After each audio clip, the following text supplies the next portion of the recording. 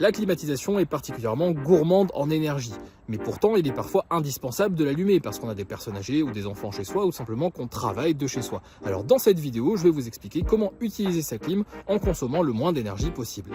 La première chose à faire, c'est de vérifier l'isolation de sa maison, puisqu'une climatisation fonctionne de façon beaucoup plus efficace dans une maison bien isolée qui va bien garder l'air rafraîchi au lieu de constamment remettre de l'air chaud dans la maison. C'est d'ailleurs pour cette raison que pendant que la climatisation fonctionne, il faut absolument éviter d'ouvrir les portes et les fenêtres afin de ne pas faire rentrer de l'air chaud dans la maison.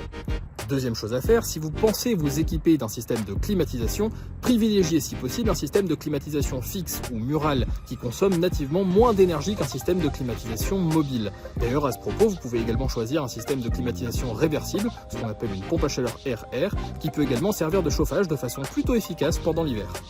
Le dernier conseil, c'est de bien régler la température de consigne pendant qu'on utilise sa climatisation. C'est-à-dire que la température à laquelle on règle sa clim ne doit jamais être plus de 4 degrés inférieure à la température extérieure et dans aucun cas en dessous des 26 degrés. Pourquoi ? Parce qu'en dessous, tout simplement, ça vient créer des chocs thermiques et donc vous pourriez tomber malade pendant l'été. Et puis en plus, ça consomme beaucoup trop d'énergie de façon pas forcément efficace. Si vous avez des questions sur la climatisation ou ses alternatives, n'hésitez pas à les poster en commentaire. On sera ravis de vous répondre. À bientôt.